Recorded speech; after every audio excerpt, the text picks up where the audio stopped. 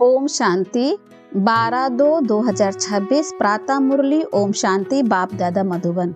मीठे बच्चे, हाजी बाबा, यह कयामत का समय है। रावण ने सबको कब्र दाखिल कर दिया है। बाप आए हैं अमृत बरसा कर साथ ले जाने। प्रश्न है, शिव बाबा को भोला भंडारी भी कहा जाता है, क्यों?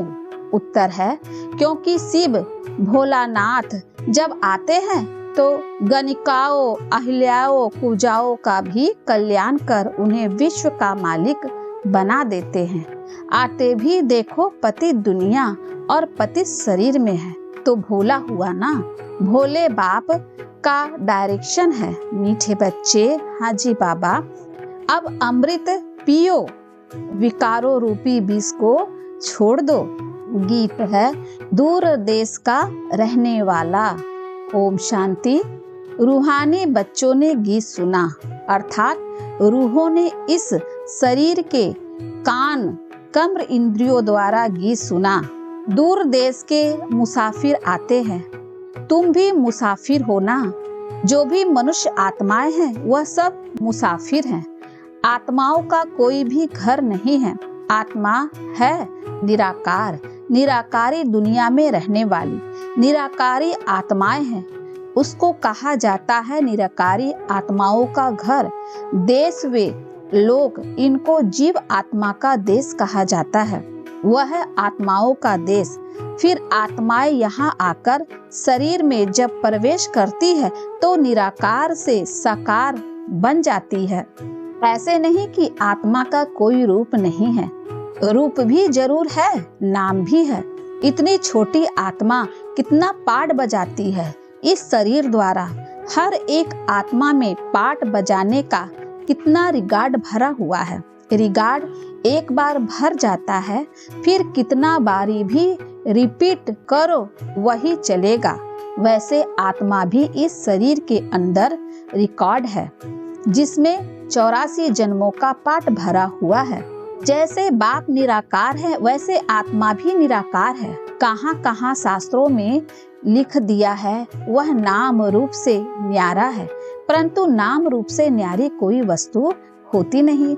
आकाश भी पोलार है ना, नाम तो है ना।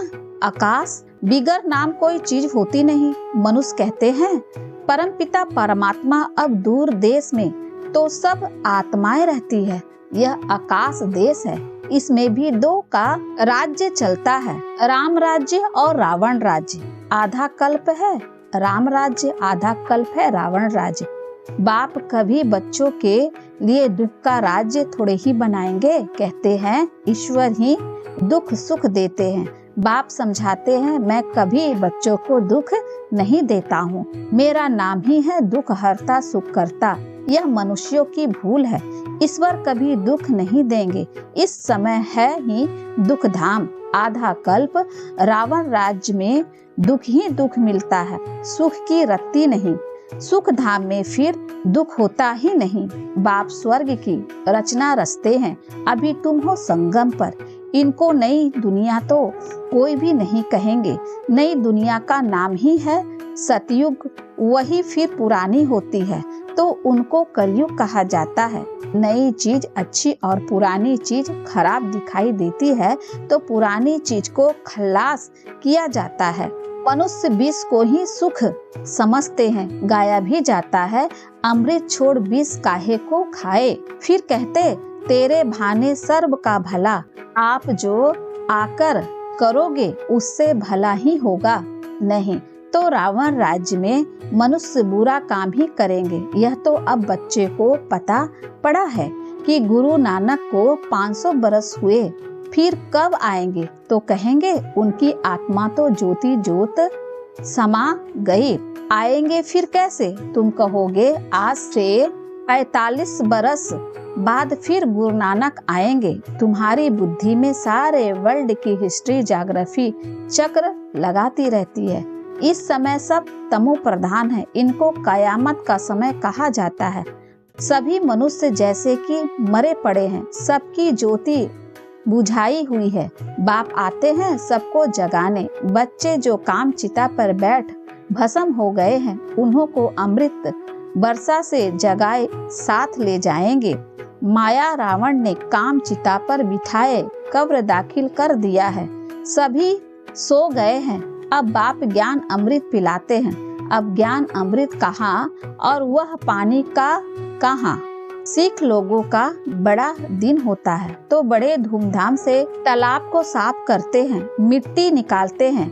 इसीलिए नाम ही रखा है अमृत सर, अमृत का तालाब। गुरु नानक ने भी बाप की महिमा की है।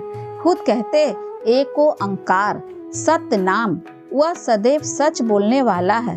सत्य नारायण की कथा है ना। मनुष्य भक्ति मार्ग में कितनी कथाएं सुनते आए हैं। अमर कथा तिजरी की कथा कहते हैं। शंकर ने पार्वती को कथा सुनाई, वह तो सूक्ष्म बतन में रहने वाले, वहाँ फिर कथा कौन सी सुनाई। यह सब बातें बाप बैठ समझाते हैं।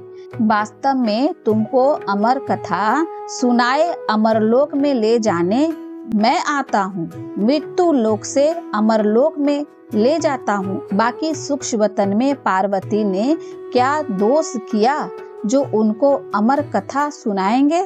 शास्त्रों में तो अनेक कथाएं लिख दी है, सत्य नारायण की सच्ची कथा तो है नहीं। तुमने कितनी सत्य नारायण की कथाएं सुनी होगी। फिर सत्य नारायण कोई बनते हैं क्या और ही गिरते जाते हैं। अभी तुम समझते हो हम नर से नारायण, नारी से लक्ष्मी बनते हैं। यह है अमरलोक में जाने के लिए सच्ची सत्य नारायण की कथा। तिजरी की कथा। तुम आत्माओं को ज्ञान का तीसरा नेत्र मिला है। बाप समझाते हैं तुम ही गुल गुल पूज्य थे, फिर 84 जन्मों के बाद तुम ही पुजारी बने हो। इसीलिए गाया हुआ है आप ही पूज आप ही पुजारी। बाप कहते हैं मैं तो सदैव पूज्य हूँ, तुमको आकर पुजारी से पूज्य बनाता हूँ। यह है पति दुनिया।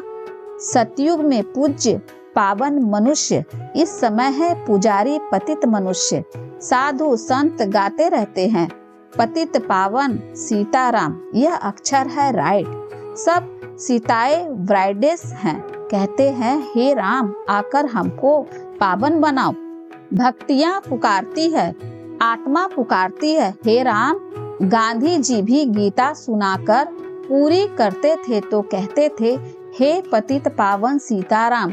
अभी तुम जानते हो गीता कोई श्री कृष्ण ने नहीं सुनाई है। बाबा कहते ओपिनियन लेते रहो कि ईश्वर सर्वव्यापी नहीं है। गीता का भगवान शिव है न कि श्री कृष्ण। पहले तो पूछो गीता का भगवान किसको कहा जाता है। भगवान निराकार को कहेंगे, वे साकार को। श्री कृष्ण तो है साकार, शिव है निराकार। वह सिर्फ इन तन का लोन लेता है, बाकी माता के गर्भ से जन्म नहीं लेते हैं। शिव को शरीर है नहीं, यहाँ इस मनुष्य लोक में स्थूल शरीर है। बाप आकर सच्ची सत्य नारायण की कथा सुनाते हैं। बाप की महिमा है पतित पावन, सर्व का सदगति दाता, सर्व का लिबरेटर, दुख हरता सुख करता। अच्छा सुख कहाँ होता है, यहाँ नहीं हो सकता। सुख मिलेगा दूसरे जन्म में, जब पुरानी दुनिया खत्म हो और स्वर्ग की स्थापना हो जाएगी। अच्छा लिबरेटर किससे करते हैं, रावण के दुख से। यह तो दुखधाम है ना। अच्छा फिर गाइड भी बनते हैं। यह शरीर तो यहाँ खत्म हो जाते हैं, बाकी आत्माओं को तो ले जाते हैं। पहले साजन फिर सजनी जाती है, वह है अविनाशी सलोना साजन। सबको दुख से छुड़ाए पवित्र बनाए घर ले जाते हैं। शादी कर जब आते हैं तो पहले होता है घोट पति, पिछाड़ी में ब्राइड पत्नी रहती है, फिर बारात होती है। अब तुम्हारी माला भी ऐसी है, ऊपर में शिव बाबा फूल, उसे नमस्कार करोगे। फिर युगल दाना ब्रह्मा सरस्वती, फिर हो तुम जो बाबा के मददगार बनते हो फूल। शिव बाबा की याद से ही सूर्यवंशी विष्णु की माला बने हो। ब्रह्मा सरस्वती सो लक्ष्मी नारायण बनते हैं। लक्ष्मी नारायण सो ब्रह्मा सरस्वती बनते हैं। इन्होंने मेहनत की है तब पूजे जाते हैं, कोई को पता नहीं माला क्या चीज है। ऐसे ही माला फेरते रहते हैं। 16,108 की भी माला होती है, बड़े बड़े मंदिरों में रखी होती है। फिर कोई कहाँ से खींचेंगे। बाबा बॉम्बे में लक्ष्मी नारायण के मंदिर में जाते थे, माला जाकर फेरते थे, राम राम जपते थे, क्योंकि फूल एक ही बाप है ना, फूल को ही राम राम कहते हैं। फिर सारी माला पर माथा टेकते हैं, ज्ञान कुछ भी नहीं। पादरी भी हाथ में माला फेरते रहते हैं। पूछो किसकी माला फेरते हो, उनको तो पता नहीं है, कह देंगे क्राइस्ट की याद में फेरते हैं। उनको यह पता नहीं कि क्राइस्ट की खुद आत्मा कहाँ है। तुम जानते हो क्राइस्ट की आत्मा अब तमो प्रधान है। तुम भी तमो प्रधान बेगर थे, अब बेगर टू प्रिंस बनते हो। भारत प्रिंस था, अभी बेगर है, फिर प्रिंस बनते हैं। बनाने वाला है बाप, तुम मनुष्य से प्रिंस बनते हो। एक प्रिंस कॉलेज भी था जहाँ प्रिंस प्रिंसेस जाकर पढ़ते थे।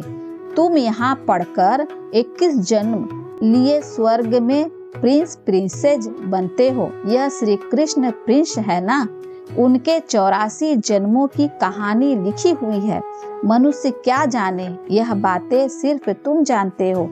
भगवानुवाच वह सबका फादर है, तुम गॉड फादर से सुनते हो। जो स्वर्ग की स्थापना करते हैं उसे कहा ही जाता है सचखंड। यह है झूठ खंड। सचखंड तो बाप स्थापन करेंगे, झूठ खंड रावण स्थापन करते हैं। रावण का रूप बनाते हैं, अर्थ कुछ नहीं समझते। किसी को भी पता नहीं कि आखिर भी रावण है कौन, जिसको मारते हैं फिर जिंदा हो जाता है। वास्तव में 5 विकार स्त्री के, 5 विकार पुरुष के, इनको कहा जाता है रावण। उनको मारते हैं, रावण को मारकर फिर सोना लूटते हैं। तुम बच्चे जानते हो यह है कांटों का जंगल। बॉम्बे में बबुल नाथ का भी मंदिर है। बाप आकर कांटों को फूल बनाते हैं, सब एक दो को कांटा लगाते हैं, अर्थात काम कटारी चलाते रहते हैं। इसीलिए इनको कांटों का जंगल कहा जाता है। सतयुग को गार्डन ऑफ अल्लाह कहा जाता है। वही फ्लावर्स कांटे बनते हैं, फिर कांटों से फूल बनते हैं। अभी तुम 5 विकारों पर जीत पाते हो। इस रावण राज्य का विनाश तो होना ही है, आखिर बड़ी लड़ाई भी होगी, सच्चा दशहरा भी होना है। रावण राज्य ही खलास हो जाएगा, फिर तुम लंका लूटोगे, तुमको सोने के महल मिल जाएंगे। अभी तुम रावण पर जीत प्राप्त कर स्वर्ग के मालिक बनते हो। बाबा सारे विश्व का राज्य भाग्य देते हैं, इसीलिए इनको शिव भोला भंडारी कहते हैं। गणिकाए अहिलाए कुब्जाए सबको बाप विश्व का मालिक बनाते हैं। कितना भोला है, आते भी है पतित दुनिया पतित शरीर में। बाकी जो स्वर्ग के लायक नहीं है वह विष पीना छोड़ते ही नहीं। बाप कहते बच्चे अभी तुम अंतिम जन्म पावन बनो। यह विकार तुमको आदि मध्य अंत दुखी बनाते हैं। क्यों तुम इस एक जन्म के लिए विष पीना नहीं छोड़ सकते हो? मैं तुमको अमृत पिलाकर अमर बनाता हूँ, फिर तुम पवित्र नहीं बनते हो? विष बिगर सिगरेट शराब बिगर रह नहीं सकते हो। मैं बेहद का बाप तुमको कहता हूँ बच्चे, इस एक जन्म के लिए पावन बनो तो तुमको स्वर्ग का मालिक बनाऊंगा। पुरानी दुनिया का विनाश और नई दुनिया की स्थापना करना यह बाप का ही काम है। बाप आया हुआ है सारी दुनिया को दुख से लिबरेट कर सुख धाम शांति धाम में ले जाने। अभी सब धर्म विनाश हो जाएंगे, एक आदि सनातन देवी देवता धर्म की फिर से स्थापना होती है। ग्रंथ में भी परम पिता परमात्मा को अकाल मूर्त कहते हैं। बाप है महाकाल, कालों का काल, वह काल तो एक दो को ले जाएगा, मैं तो सभी आत्माओं को ले जाऊंगा, इसीलिए महाकाल कहते हैं। बाप आकर तुम बच्चों को कितना समझदार बनाते हैं। अच्छा, मीठे मीठे सिखलत बच्चों प्रति माता पिता बाप दादा का याद प्यार और गुड मॉर्निंग। रूहानी बाप की रूहानी बच्चों को नमस्ते। हम रूहानी बच्चों की ओर से रूहानी माता पिता बाप दादा को याद प्यार और नमस्ते बाबा, नमस्ते। शुक्रिया बाबा, शुक्रिया।